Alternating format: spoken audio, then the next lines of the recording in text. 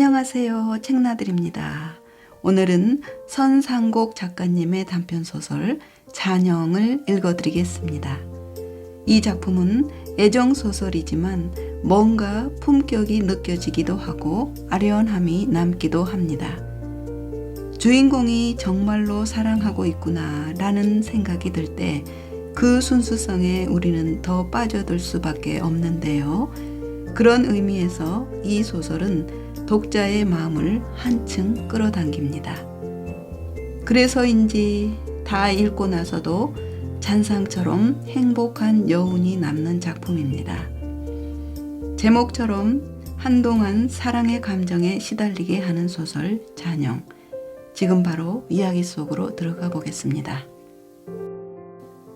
그녀가 떠났다. 시간이 얼마나 흘렀을까. 손수건에 얼굴을 파묻었던 오열은 끝났다. 천천히 일어섰다. 비가 내리고 있었다. 회사 사정으로 서울을 떠나게 되었다는 말을 했을 때 그녀는 묵묵히 듣고만 있었다. 한낮이었지만 비가 내린 탓인지 실내는 일찍 어두워져 있었다. 짙은 회색 페인트로만 마감된 커피 전문점의 천정은 높았다.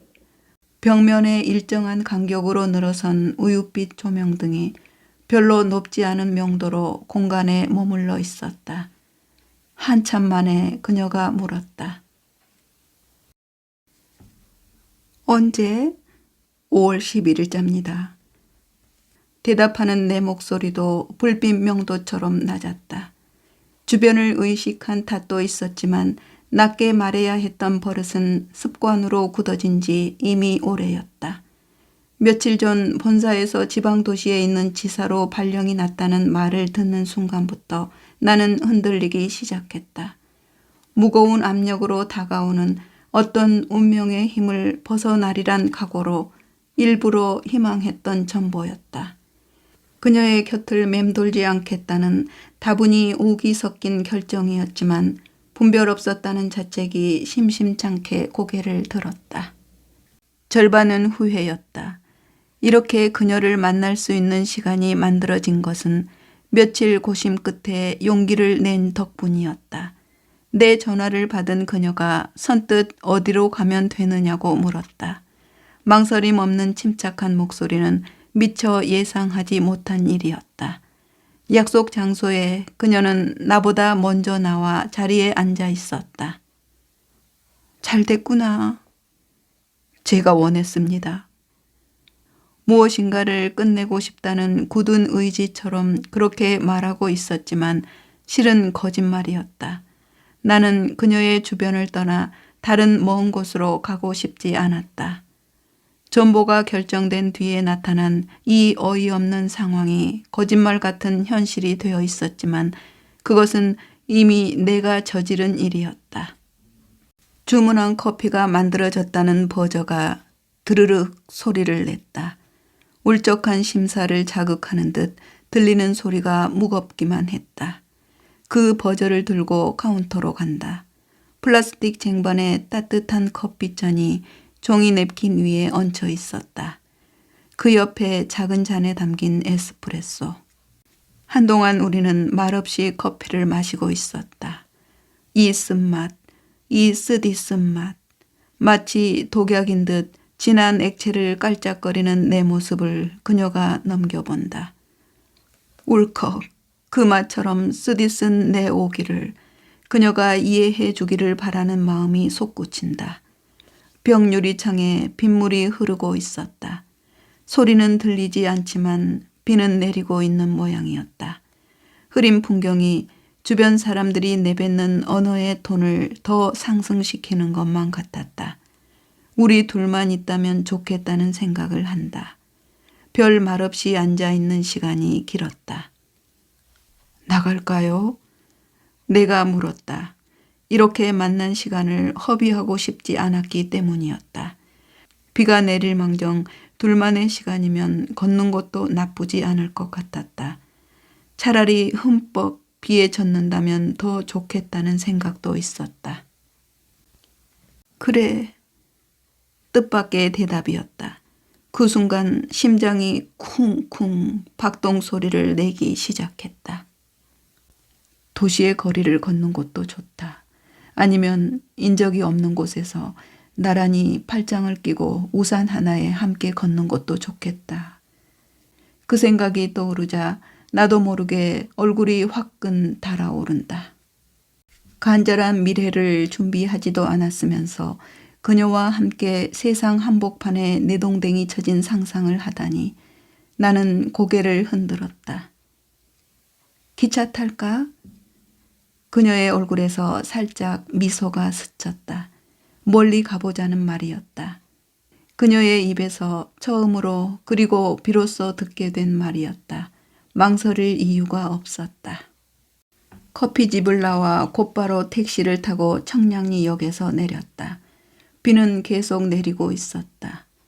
승차권 자동 발매기에서 경춘선 종점 티켓 2장을 끊을 수 있었다. 어디까지 갈지는 미리 정하지 않았다. 우선 가다가 아무 곳에서나 내릴 수 있다는 여유를 준비한 셈이었다. 청평, 가평을 지나 춘천까지 가는 시간, 경춘선을 타는 것이 좋을 뿐이었다. 나는 이 울렁거리는 가슴이 환희라는 것을 깨닫고 있었다. 플랫폼으로 가는 에스컬레이터에 저만큼 떨어져 서서 우리는 서로 모르는 사람들처럼 행동하고 있었다.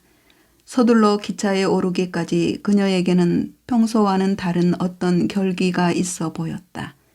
이 시간 이 기차에 올라 함께 간다면 그녀가 생각하는 꿈은 이루어지는 것일까? 언젠가 그녀가 했던 말이 떠올랐기 때문이었다. 경춘선을 타고 싶어. 기차를 타고 가다 보면 어느 깊은 산골 아름다운 풍경이 눈에 띄겠지. 곧바로 그곳에 내릴 수 있는 용기. 그 일탈은 그냥 꿈일까? 너 그런 충동 가져봤니? 같은 일들이 반복되는 현실 앞에서 탈출하고 싶다는 그녀의 소박한 동경을 나는 기억하고 있었다. 나는 그녀가 꿈꾸는 일탈의 원인을 알고 싶지 않았다.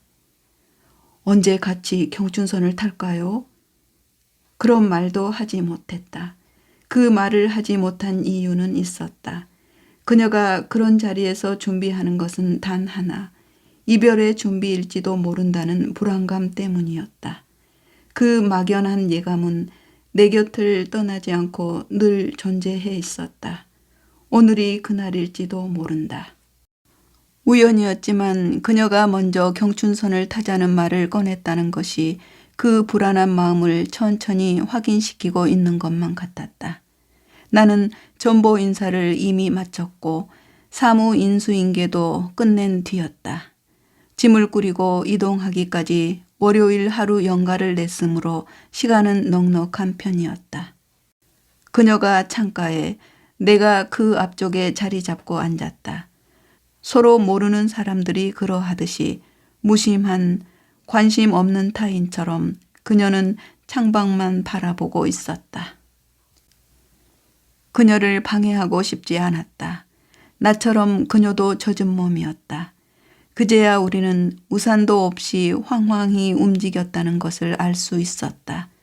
차창 밖 먼 풍경이 천천히 흐르고 있는 동안 우리에게는 무거운 침묵뿐이었다. 그 침묵을 깨려는 듯 그녀의 휴대폰이 작은 소리를 냈다. 어디선가 걸려오는 전화를 망설임 없이 받는 그녀의 모습을 나는 물끄러미 바라보고 있었다. 그 사람 지금 캐나다에 있어.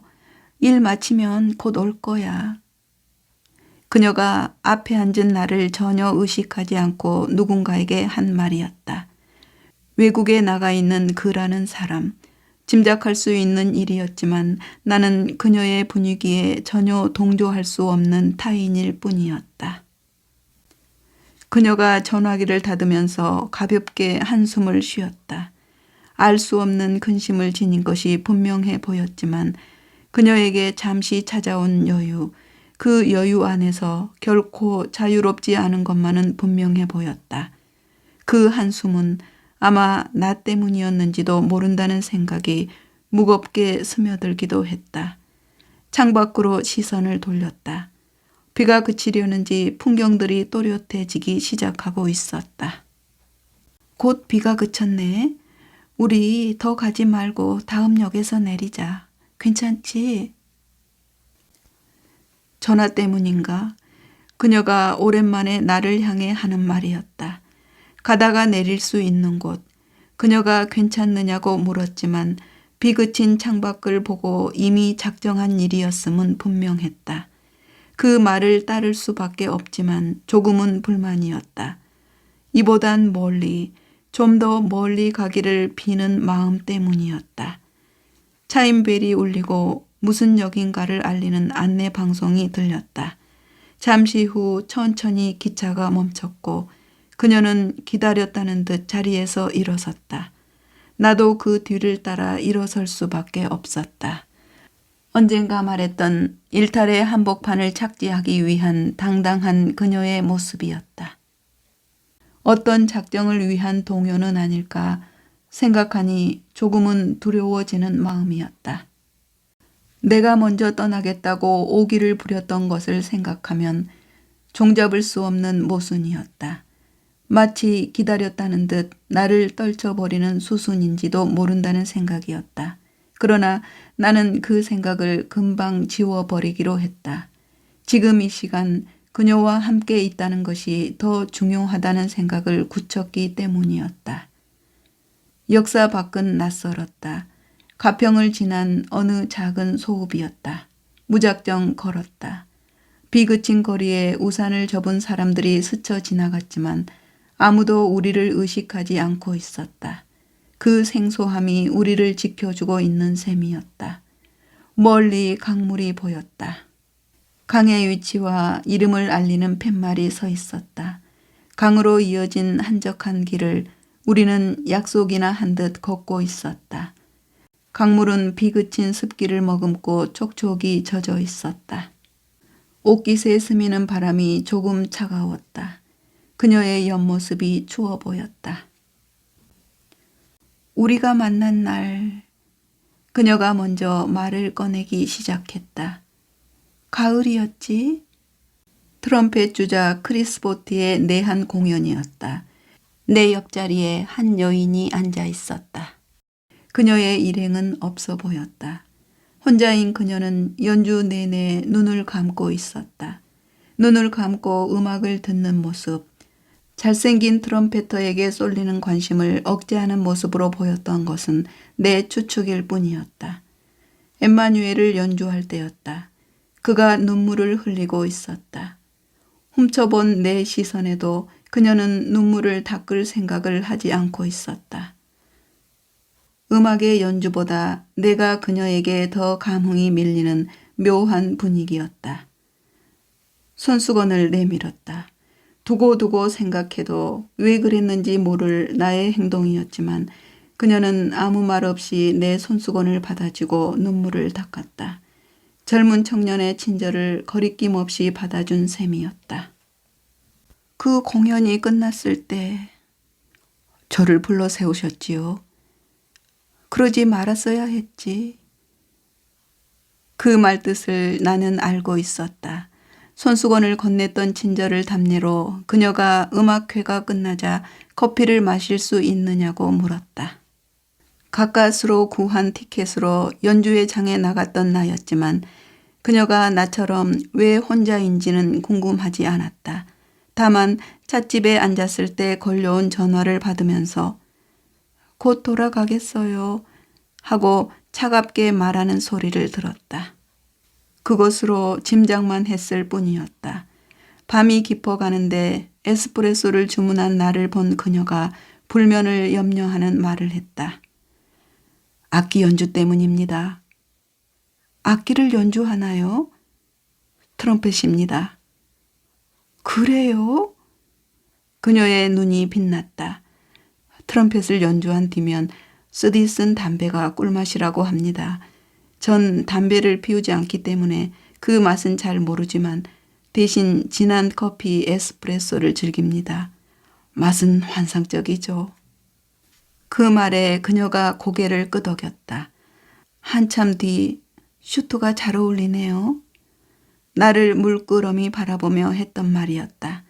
그날이 그녀와 나 시작이었다. 그 기억, 아름다운 밤이었다는 생각에 희미한 웃음이 솟았다. 너의 정열이 사랑스러웠을 뿐인데 그게 넘친 것 같다. 내가 잘못했어. 무슨... 아니라는 뜻이었지만 그녀가 내 말허리를 잘랐다. 잘못한 거야. 사실 그랬는지도 몰랐다. 정확한 표준어, 낮은 음성, 둥근 이마에 별 치장 없이 묶은 머리, 귓볼 근처에 흘러내린 물결머리 한 가닥. 그날 자세히 본 그녀의 모습이었다. 여태껏 남을 눈여겨 관찰한 적이 별로 없었던 나였다. 일찍 어머니를 여윈 탓이었을까. 그녀를 관찰하다가 불현듯 내게 지워진 따뜻한 모성의 품을 떠올렸고 스스로 당황했던 것이다. 나는 일찍 집을 뛰쳐나와 외롭게 대학 생활을 마친 개인주의가 강한 청년이었다. 물론 재혼하신 아버지의 도움도 있었지만 군을 제대한 후에도 집에 들어가지 않고 독립을 고집했다. 아르바이트로 트럼펫을 불었고 음악에 대한 정열만을 무장시킨 채 주변 사람들에게는 퍽 냉소적이었다. 이후 조용한 만남이 이어진 것은 트럼펫에 대한 그녀의 관심 때문이었다. 흔한 피아노나 바이올린이 아닌 트럼펫을 좋아하는 것도 특이했다. 내가 여가로 참여하는 작은 연주단체 연습장에 가끔 모습을 나타내기도 했다. 그때마다 알 수 없는 마음속 기쁨이 일기 시작했고 우울했던 청춘의 그늘이 지워지는 느낌이 들기도 했다. 그것이 무슨 감정인지 그 감정이 어떻게 불리는지조차 생각해 보지 않았다. 다만 그녀가 보고 싶다는 마음속 욕구가 점점 강해지는 것을 느끼기 시작했다. 내가 흔들리고 있다는 스스로의 인식이었다. 그녀도 천천히 내 마음을 알아차리는 것 같았다. 그러나 나는 서둘지 않았다.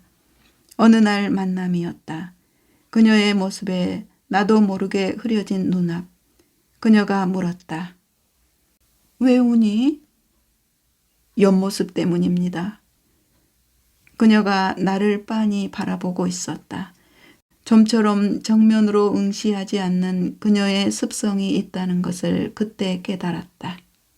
그녀가 옆모습을 자주 보이는 것은 나를 외면하려는 의지의 하나라는 것도, 그것이 내 눈앞을 흐리게 하는 이유인지도 모른다는 생각도 스쳐 지나갔다. 안 돼. 그녀가 낮게 중얼거렸다. 질책의 소리 같기도 했다. 나이 어린 청년이 지닌 일시적인 불꽃을 경계하는 차디찬 반응이었다. 그러나 나는 그때 만족하고 있었다. 그래요? 안 됩니다. 그러나 내 마음을 나도 모릅니다. 지금 그 이유를 알고 싶지 않습니다. 나는 속으로 중얼대고 있었다. 그녀가 내 마음을 알고 있다는 것이 중요했다. 그날 내 눈에 비쳤던 눈물은 슬픈 고백이나 다름없었던 것이다. 그 모든 것이 잘못이라고 지금 그녀가 말하고 있었다. 한참을 걸었다. 비가 그친 뒤에 하늘 한쪽이 점점 푸르게 드러나고 있었다. 바람도 이따금 얇은 그녀의 코트 자락을 흔들어 대고 있었다. 아카시 꽃향기가 풍겨왔다. 비가 내리는 동안 그 향기는 어딘가 숨어 있었던 모양이었다. 강변에 놓인 작은 벤치가 눈에 띄었다. 젖은 벤치를 손수건으로 닦는 내 모습을 그녀가 물끄러미 내려다보고 있었다. 내 손수건은 물기를 잘 닦는구나. 그 말의 의미를 나는 알고 있었다. 우리는 모처럼 서로를 바라보며 웃었다. 그녀가 앉기를 기다린 한참 뒤 나도 그녀 옆에 앉았다. 시간은 무심히 흘렀다. 그녀에게 라는 영화 이야기를 했고 존 윌리엄스의 쉰들러 리스트 연주곡을 이야기했다. 방송에서 딸을 잃은 어머니가 신청했다는 에디트 피아프의 메아 꿀파를 들으며 울었다는 이야기를 했고 피아졸라의 망각을 이야기하기도 했다. 우리들의 대화는 대체적으로 음악 이야기였다. 그 자리에 그렇게 앉아 서로 대화하는 것만으로도 좋았다. 햇살은 비치지 않았지만 내 마음은 비그친 풍경처럼 투명해지고 있었다. 준이야. 그녀가 내 이름을 불렀다. 살짝 미소를 머금은 옆 얼굴이 차가워 보였다. 바람 때문인가? 서울을 떠나고 싶은 것, 실은 오기였지. 말문이 막혔다. 그녀에게 나의 감정을 들킨 것이다. 투정 같네. 그녀가 작은 미소를 지우고 빙긋이 웃었다. 나도 긍정인 듯 따라 웃었다. 빙긋이. 고마워. 고맙다는 말, 나는 그녀에게 그런 말을 듣고 싶지가 않았다. 단지 잠깐 방황에서 벗어나고 싶어 저지른 일을 마치 기다리기라도 한 양 고맙다니. 고맙다는 이유가 그 때문이었을까? 엄밀히 말하면 내가 벗어나고자 했던 방황은 그녀의 말처럼 때를 쓰는 것에 지나지 않았다. 그 투정을 그녀가 받아주고 있는 것이다. 웃음을 거둔 그녀의 시선이 강물을 향해 있었다. 나도 방황했다. 고백할게. 떠나고 싶지 않았다는 마음 내가 알아. 내가 널 괴롭게 한다는 것을 그래서 알았지. 이유야 어떻든 결론은 그렇게 됐구나. 앞으로 전화하면 안 돼. 받지 않을 거야. 남편의 귀국이 얼마 안 남았어. 무슨 뜻인지 알겠지? 태연이 한 말이었다. 그 사이 나는 아무 말도 할 수 없었다. 할 말을 다 했다는 듯 그녀가 일어섰다. 이젠 그만 돌아가자. 대답이 나오지 않았다. 돌아갈 시간이 된 것이다. 싫다는 말은 목구멍에 걸려 있었다. 나 혼자 돌아갈 수 있게 해주겠니? 네? 혼자 올라가고 싶네. 다음 기차로 내가 와준다면. 따로 떨어져 앉아가면 안 됩니까? 어리둥절 내가 한 말이었지만 뜻밖의 그녀의 표정이 단호했다. 혼자 가고 싶어. 그녀의 말을 따르기로 했다. 방황이었어. 고백할게. 그 말은 곧 가슴 깊숙이 숨겨진 내 정념의 불씨를 확인하는 기분이 들었다. 그 정념이 사랑이라고 단정하고 싶었다. 그녀가 사랑을 말한 것이다. 이제 난 자신 있습니다. 그 벅찬 환희로 나는 여기서 얼마든지 혼자 남아 있어도 좋다고 생각했다. 전화를 받지 않겠다는 말도 믿지 않았다. 생각해보면 아직 철없을 젊은 청년의 갈망을 누군들 즐길 수 있었을까? 그만두자. 혼자 가게 해주렴. 누구나 그렇게 헤어지고 싶다 말할 수 있다고 생각했기 때문이었다. 따지고 싶지 않았다. 강변을 따라 구부러진 길로 그녀는 혼자 걸어갔다. 멀어지는 뒷모습을 나는 무연히 바라볼 수밖에 없었다. 어처구니 없는 헤어짐이었다. 그녀가 떠난 뒤 나는 상처받은 새처럼 남아 있었다. 그러나 달콤한 상처였고 슬픈 자유였다. 이른 새벽이었다. 갈증이 일어 눈을 떴다. 넥타이가 느슨하게 풀린 것뿐 옷을 입은 채 잠들었던 모양이었다. 처음 있는 일이었다. 간밤 만추의 거리를 걷다 들어간 주점에서 꽤 많은 술을 마셨던 일이 생각났다. 혼자서 마시는 술이었다. 술잔을 앞에 놓고 그녀를 생각했다. 멀어져 가던 뒷모습이 어른거렸다. 좀처럼 벗어날 수 없는 그 환영이 술잔에 투영되어 나를 괴롭히고 있었다. 그렇게 마신 술이었다. 그대로 일어나 냉장고 문을 열고 생수병을 따고 있을 때였다. 휴대폰이 울렸다. 이 이른 새벽에 누가? 조금 당황했지만 발신자 이름이 눈에 들어왔다. 그녀였다. 나야. 잠시 말문이 막혔다. 간밤에 어떻게 숙소로 돌아왔는지 그것부터 생각했다. 마치 꿈을 꾼 듯했던 그 몽롱한 기억. 원룸 계단 앞까지 비틀거렸던 걸음이 천천히 되살아나기 시작했다. 꿈이 아니었구나. 간밤에 그녀에게 울부짖었던 일이 분명해졌다. 결코 간단치 않은 일을 저질렀다는 후회가 순간 가슴을 내려앉게 했다. 잠시 무거운 침묵이 이어졌다. 내가 그래야만 했던 이유를 그는 알고 있을까? 한참 만에 그녀가 침묵을 깼다. 기억나지 않니? 어젯밤엔 술이 취했더구나. 좀 많이 마셨습니다. 그녀를 기다리는 방황이 꽤 길었다. 그녀가 뒷모습을 보이고 떠난 뒤였지만 아무렇지 않은 일인 듯 다시 만날 수 있으리라 나는 믿었다. 그러나 시간이 흐를수록 기대는 무너지기 시작했다. 모습을 나타내기는커녕 전화도 해주지 않았다. 깊은 밤이면 내 몸부림을 모르고 있다는 그녀가 원망스러워지기 시작했다. 어느 날 공중전화부스에 나는 서 있었다.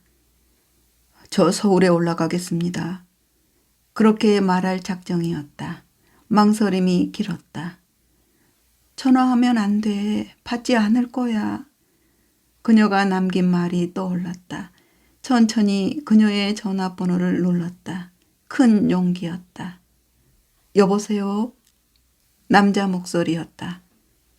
강미선의 전화입니다. 말문이 막혔다. 침착한 목소리가 이어졌다. 지금 강미선은 병원 진찰 중입니다.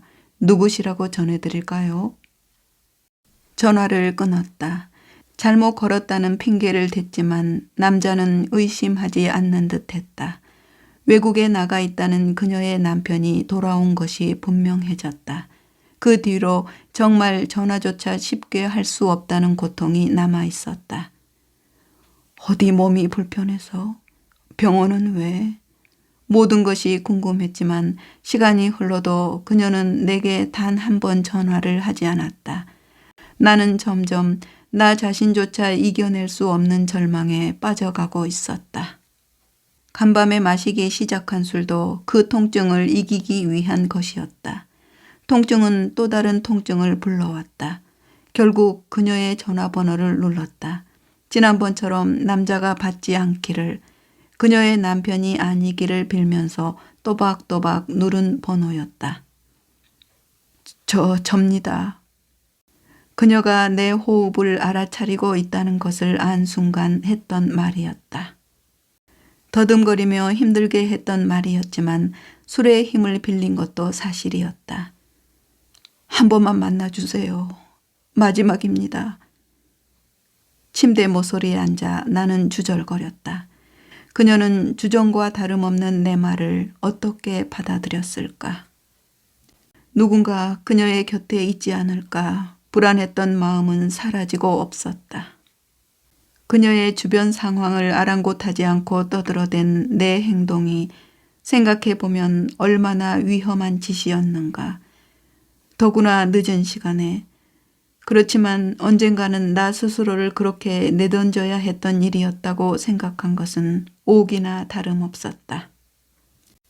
그래, 그러자. 아침에 전화할게. 우선 자.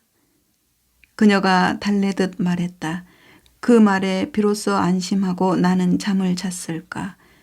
아마 그랬던 것 같다. 나는 어린애처럼 달콤하게 그 약속을 믿었다. 옷도 벗지 않은 채 침대 뒤로 쓰러졌고 그대로 잠들었던 것이다. 천천히 간밤에 그 일들이 또렷하게 떠오르기 시작했다. 동시에 이른 시간에 전화를 해준 그녀의 목소리가 나쁜 상황은 아니라는 것에 가슴을 쓸어내리고 있었다. 너 가을 타니? 조금은 웃음이 섞인 다독이는 말투였다. 그 순간 어린애같이 나는 울컥해졌다. 그동안 내가 얼마나 힘들었는데. 늘 기다려왔던 목소리가 저 먼 곳에서 가을을 말하고 있었다. 그녀의 곁에도 가을이 머물러 있었을 것이다. 그 가을이 가고 있다는 것을 확인하듯 바라본 탁상 달력이 11호를 가리키고 있었다. 아직 눈은 오지 않았으니 만추이겠지. 용서해 주십시오. 그래. 진심으로 내가 한 말이었고 그녀의 대답은 괜찮다는 뜻이었다. 만나야 되겠니? 간밤에 이를 묻는 것 같았다. 나도 같은 말은 다시 꺼내고 싶지 않았다. 알고 계시잖아요. 그렇게 말하듯 나는 아까처럼 또 침묵을 지키고 있었다. 그러자. 오늘이 토요일이지? 오전 일 마치고 오후 너 있는 곳으로 갈게. 뜻밖이었다. 그때 나를 남겨두고 떠나버린 뒤 그 강가에 우두커니 앉아있던 내게 밀려오던 어둠이 생각났다. 멀리서 천천히 밝혀지던 불빛들, 차가웠던 바람, 그 마음속의 한기, 야속하게 흘러오는 꽃향기의 처절함이 천천히 기억 속에서 되살아나고 있었다. 사랑이라고 믿었던 철없는 환희, 혼자 남아 느끼기 시작했던 정적이 오히려 비참했던 기억이었다. 그때가 지난 봄이었다. 제가 서울로 가겠습니다. 아니, 내가 버스를 타면 돼. 너 있는 곳이 좋겠다. 그 도시에 호수가 있지. 그가 버스를 타고 온다고 한다. 가슴이 뛰기 시작했다. 다시 그녀를 만날 수 있는 것이다. 마치 소설이나 영화에서 본 장면처럼 나는 기다리고 그녀가 내 곁으로 온다. 터미널에 가서 버스를 타면 전화해 줄게. 그녀의 목소리가 뜻밖에도 경쾌했다. 지난 봄 나를 남겨두고 가버린 것은 이별을 준비한 게 아니었어. 남의 시선 때문이었어. 이젠 그녀를 의심하지 않아도 된다는 마음속 환희가 내 전신을 휘감아 돌기 시작하고 있었다. 기다리겠습니다. 온종일이라도. 그 말은 삼켜버렸다. 내가 너무 흥분했다는 것을 그녀는 아는 것 같았다. 그녀가 먼저 전화를 끊었다. 약속은 이루어졌다.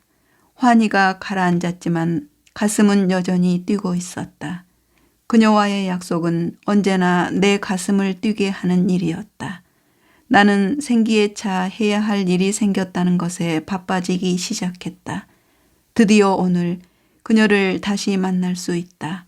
만날 수 있게 되었다. 우선 커피를 마셔야 해. 때늦게 옷을 벗으면서 나는 중얼거렸다. 커피 머신을 눌렀다. 머신이 작동되는 소리가 방 안에 가득 차기 시작했다. 조금 뒤 진한 커피액이 작은 잔에 똑똑 떨어지는 모습을 지켜본다. 이윽고 퍼지는 커피 향기. 눈을 감았다. 버스 도착 시간도 알지 못한 채 터미널 대합실에 나는 앉아 있었다. 우리의 만남은 평소 정확한 시간이 정해진 것이 아니었다. 늘 있는 일이 아니었던 만큼 그녀를 기다려야 하는 막연함도 평소에 지루하지 않았다. 대합실에는 수많은 사람들이 붐비고 있었다. 부산이 오고 가는 발걸음, 타인에게 관심 없는 표정들, 그 스쳐버리는 무관심이 이 얼마나 편안한가. 나는 구석의 벤치에 앉아서 짧지도 길지도 않은 세월의 거리를 새삼 확인하고 있었다. 그 세월의 거리만큼 쌓인 것이 무엇인가를 이젠 알 것 같다. 그리움 하나뿐이었다는 순정소설의 나이 어린 주인공이 된 듯 착각에 빠진다. 그러기 위해서는 꽃이라도 들고 서 있을까? 문득 쓴웃음이 돌았다. 착각이 아니라 사실이라는 생각 때문이었다. 기다림이 천천히 불안감으로 바뀌어 간다. 피할 수 없는 바람의 표면에 서 있는 약한 깃발 같다. 나는 무사람들에게 누군가를 기다리고 있다는 것을 알게 모르게 노출시키는 시간의 중심에 서 있다. 꽤 긴 시간이었다. 그녀에게 오지 못할 이유가 생긴 것은 아닐까? 어떤 파열, 큰 소리를 내며 터질지 모른다는 잠재된 죄의식이 불안해진다. 그러면서도 익숙한 기다림이다. 출발하기 전 전화를 하겠다는 말을 믿은 것은 아니었다. 기다림이 익숙해진 그녀와 나와의 버릇은 원래 그렇게 길들여져 있었다. 전화가 왔다. 내 마음을 읽기라도 한 듯 그녀가 물었다. 기다렸니? 네. 곧 도착해. 네. 얼마를 더 기다려야 할지 몰랐지만 그냥 대답했다. 온종일이라도 기다릴 수 있다는 내 마음의 깊이를 그녀는 알고 있을 것이다. 오랜만에 그녀의 모습이 보인다. 가까이 마주서서 우리는 쓸쓸하게 웃었다. 지난 봄에 그랬듯이 우리를 알아볼 사람이 없다는 곳이지만 그 사람들의 틈바구니에서 쉽게 해방감을 느낄 수 없다. 많이 야윈 얼굴이었다. 결코 간단치 않은 시간을 보냈다는 모습이기도 했다. 한동안 그녀와 함께 말없이 걸었다. 거리엔 늦가을의 퇴색한 풍경이 머물러 있었다. 그녀와 나란히 걸으며 그의 모습을 살핀다. 얼굴이 차갑게 굳어있다. 저 옆모습 때문에 내가 조각조각 부서질 수 있다는 생각을 한다. 그러나 착각이라는 것을 나는 알고 있다. 전에도 그랬듯이 이것이 마지막이 아닐까 하는 두려움이 먼저 고개를 든다. 오후의 햇살이 호수 한쪽에 윤수를 그리고 있었다. 이 호수 이름이 뭐니? 모릅니다. 알고 있지 않았기 때문이었다. 추운데 카페에 갈까요? 내가 물었다. 호수 주변에 늘어선 카페들. 미래의 자리에 서성거리는 모습이 쓸쓸해 보일지 모른다는 생각도 들었지만 그보다 바람이 쌀쌀했기 때문이었다. 그렇지만 낮은 조명에 모인 사람들 속에 묻히고 싶지 않았다.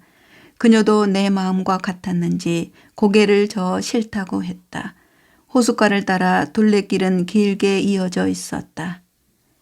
길 따라 그냥 걷자. 지난 봄처럼 걸었다. 참 오랜만에 그녀와 함께 걷는 낯선 길이었다. 이름도 모르는 호수, 그 호수가 깊어 보였다. 크리스 보티의 공연, 그녀와 처음 만난 날 함께 들었던 음악이 생각났다. 후회 없는 아름다운 부인. 그녀도 그 곡을 기억하고 있을 것이다. 무반주일지라도 그녀를 위해 트럼펫을 불 수 있다는 생각을 왜 했을까? 당신을 위해 트럼펫을 불어드리겠습니다. 문득 하고 싶은 말이었다. 언제 어느 곳에서 나는 그녀를 위해 트럼펫을 불 수 있을까? 저기 앉자. 마침 벤치가 눈에 띄었다. 둘이 나란히 함께 앉았다. 지난 초추 전화를 받았던 그녀의 남편 생각을 했다. 지금 병원에서 진찰 중입니다. 침착한 목소리였다. 병원 진찰. 나는 모르는 척 물었다. 수척해지셨네요. 그동안 어디 몸이 불편하셨습니까? 아니. 아무 일도 없었다는 듯 그녀가 대답했다. 나는 잠자코 앉아 있었다. 어디서 꺾었는지 억새줄기 하나 그녀의 손에 들려 있었다. 완강한 그녀의 힘에도 끊어지지 않는 줄기 끝 하얀 억새꽃이 흔들리고 있었다. 호수 위에 오리떼들이 오종종 모여있는 모습들이 보였다. 오리들이 종이배처럼 떠있는 것 같았다. 저 드넓은 호수의 한복판에 떠있는 종이배처럼 위태로운 내 소망도 떠있는지 모른다. 종이배는 언젠가 쓰러지겠지. 그게 운명이 누르는 힘이 아닐까. 그래서 그대로 침몰하는 것은 아닐까. 그녀의 이마에서 흘러내린 머리 올 한 가닥이 바람에 흔들린다. 흘러내린 머리칼, 그 모습을 좋아했지. 호숫가에 핀 하얀 억새들도 그렇게 흔들리고 있었다. 힘들었니? 그녀가 물었다. 기다리지 않고 나는 대답했다. 힘들었습니다. 연주장 객석의 모습만 보여주셨어도 만족했을 겁니다. 전화번호 지우셨을까? 차마 확인하기 두려워 죽을 힘을 다해 참았습니다. 그러나 이젠 됐습니다. 내가 웃었다. 미래, 이별, 해후 따위의 말들이 내 머릿속에서 맴돌고 있었다. 모두 다 아름다운 말들이 아니었다. 아름다워서도 안 되는 말이었다. 그냥 그리움 하나뿐이었다는 것을 그녀가 알아주면 되는 일이었다. 이젠 안 돼. 한참 뒤에 그가 한 말이었다. 안 된다는 말은 내게 늘 부담이었다. 안 돼. 우린 안 돼. 그러지 마. 그런 말을 다시 듣는 게 싫었다. 왜 안 됩니까? 조용히 물었다. 왜 안 됩니까?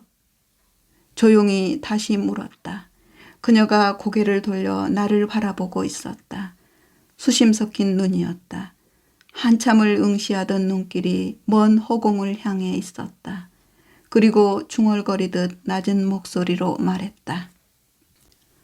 그 어떤 의미를 줄 수도 없는 만남이니까 음악을 함께 듣고 영화를 함께 보는 것, 커피를 마시는 것, 그렇게 만났다 헤어지는 것일 뿐 그 이상도 그 이하도 아니지 않니? 넌 시간을 아껴야 해. 제가 어리다는 뜻인가요? 그녀가 웃었다. 그래, 냉정해야지. 철없는 집착이어서는 안 돼. 집착 아닙니다. 알아. 생각이 성숙한 것도. 그러나 무슨 말인가 이을 듯 하다가 참는 표정이었다. 이젠 그만해야 해. 네, 그렇게 생각하겠습니다. 간밤의 약속처럼. 천천히 그리고 옥이 섞어 내가 대답했다. 마지막입니다. 간밤에 내가 한 말이었다. 보내드리겠다는 뜻이기도 했다. 그 몇 달 동안 애태우게 했다는 옥이었다. 그러나 응석에 가까운 투정일 뿐이었다. 내 마음 한쪽에서 다른 말이 도사리고 있었다. 안 됩니다. 싫습니다. 그러나 차마 입 밖으로 낼 수 없는 말이었다. 스스로 짓거린 간밤의 약속은 무의미한 것이었다. 나는 늘 그렇게 오기를 부리고 투정을 하는 사람이 되어 있었다. 그녀가 그 오기와 투정을 받아주면 된다는 생각이 앞선 것도 사실이었다. 호숫가의 억새들은 끊임없이 바람 따라 움직이고 있었다. 때로는 조용히, 때로는 격렬하게, 마치 싸움을 하는 것도 같다가도 숨죽여 낮은 대화를 하듯 하얗게 흔들리고 있었다. 어느 사이 호수 위에 오리떼들이 더 많이 모여 있었다. 종이배같이 떠있던 오리들이 이따금 자맥질을 하고 있었다. 물속에 깊이 숨어 있다가 한참 만에야 물 위로 솟구쳐 몸을 드러냈다. 물속의 먹이 사냥이 충분했는지 자맥질에서 나온 오리는 한참을 또 가만히 그 자리에 떠 있었다. 그녀가 천천히 일어서더니 끊어질 듯 유연해진 억새 줄기를 던졌다. 나도 따라 일어섰다. 가자. 돌아가자는 뜻이 그녀의 온몸에 드러나 있었다. 그 뜻이 침묵이었던 것뿐이다. 다시 헤어져야 하는 시간이 되었다. 나는 어젯밤처럼 또 때를 쓸 수 있을까? 마지막입니다. 또다시 그렇게 말할 수 있을까? 그래, 만나자라는 그의 말은 곧 마지막임을 응대해 주었다는 것을 이제 알게 되었다. 이제 다시 그녀에게 때를 쓸 기회는 없을 것이다. 갑자기 격한 감정이 솟구쳐 올랐다. 무엇에 홀린 듯 그녀의 작은 어깨에 손을 얹어 몸을 돌려 세우고 있었다. 눈을 감은 그녀가 고개를 옆으로 돌렸다. 나를 똑바로 보지 않겠다는 뜻이었다. 헤어질 때마다 내 심신을 짓누르는 것은 절망이었다. 그 절망은 곧 다시 만날 수 있다는 희망이기도 했다. 절망과 희망의 순환은 늘 그렇게 반복되어 왔다. 크리스보티의 내한 공연이 있었던 그해 11월, 세종문화회관의 로비, 세종로의 2층 커피집, 그 밤공기의 기억을 안고 이윽고 맞았던 겨울은 정말 행복했었다. 그로부터 사계절을 침묵처럼 보냈다. 가끔 그냥 만나고 그냥 헤어지는 것뿐이었지만 늘 잔잔했고 말들을 아꼈다. 그 사이 나는 정신적으로 성숙해졌지만 절망했고 때론 기뻐하다가 슬퍼하기도 했다. 지난 5월 내가 서울을 떠나게 되었다는 말을 했을 때 그녀가 결심했던 것이 무엇이었는지 그 결과를 향해 걸어온 길도 알고 있었다. 더 이상은 안 된다는 뜻이었을 것이다. 결코 짧지 않은 세월을 우리는 남모르게 만났다 헤어지기를 반복했다. 그러나 나도 언젠가 다가올 마지막을 알고 있었다. 그래서 정말 마지막을 장식하려는 자세로 지금 이렇게 내 앞에서 그녀가 서 있는 것이다. 절망이라도 좋다. 이젠 희망이 없어도 좋다. 나는 그 절망을 위하여, 절망의 끝을 위하여 조용하게 그녀를 끌어안았다. 쓰디쓴 환희의 미소가 그녀의 얼굴을 스친다. 그 미소를 머금은 채 눈을 감고 안겨온다. 긴 포옹이었다. 그녀는 내 가슴에 그냥 파묻혀 있었다. 그대로 돌이 돼버린 듯 오래도록. 그녀가 나를 밀어냈다. 긴 포옹 뒤였다. 나 가야 해. 저도 가겠습니다.